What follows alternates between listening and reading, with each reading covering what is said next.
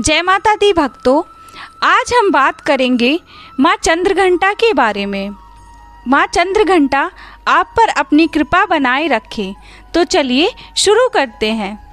चिरकाल में महिषासुर नामक असुर का आतंक बढ़ गया था। उसके आतंक से तीनों लोक में हाहाकार मच गया था। भगवान द्वारा प्रदत्त अतुल बल से महिषासुर बहुत शक्तिशाली बन गया था। वह शक्ति का दुरुपयोग कर स्वर्ग पर अपना आधिपत्य जमाना चाह रहा था। इस प्रयास में वह लगभग सफल भी हो गया था। उस समय स्वर्ग के देवता भयभीत हो उठे। स्वयं स्वर्ग इंद्र नरेश भी चिंतित हो उठे। महिषासुर स्वर्ग का सिंहासन पाना चाहता था। उस समय सभी देवता ब्रह्मा जी के पास गए और उनसे सहायता मांगी। ब्रह्मा जी बोले, वर्तमान समय में तो महिषासुर को परास्त करना आसान नहीं है। इसके लिए हम सभी को महादेव के शरण में जाना पड़ेगा। उस समय सभी देवता सबसे पहले जगत के पालनहार भगवान विष्णु के पास गए और उनसे सहमति लेकर सभी महादेव के पास कैलाश पहुँचे।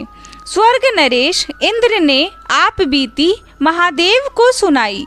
स्वर्ग नरेश इंद्र की बात सुन महादेव क्रोधित होकर बोले, महिषासुर को अपने बल का गलत तरीके से प्रयोग कर रहा है। इसके लिए उसे अवश्य दंड मिलेगा।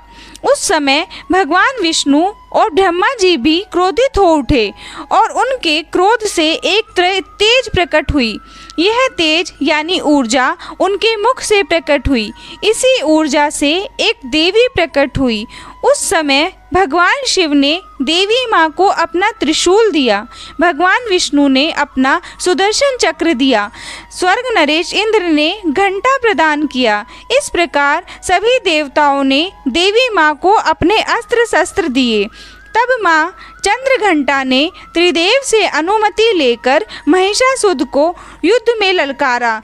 शास्त्रों में निहित कि कालांतर में माँ चंद्रघंटा और महिषासुर के मध्य भीषण युद्ध हुआ।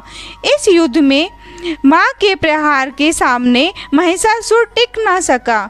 उस समय महिषासुर का वध करके माँ ने तीनों लोकों की रक्षा की। तीनों लोकों में माँ के जयकारे गूंजने लगे। कालांतर से माँ चंद्रघंटा की पूजा उपासना की जाती है। माँ अपने भक्तों के सभी दुख हर लेती है, साथ ही सुख समृद्धि और शांति प्रदान करती हैं। अतः साधक श्रद्धा भाव से शारदीय नवरात्रि की तीसरे दिन माँ चंद्रघंटा की उपासना करते हैं। बोलिए माँ चंद्रघंटा की जय। हे मेरी भगवती माँ, तेरी सदा ही जय। जय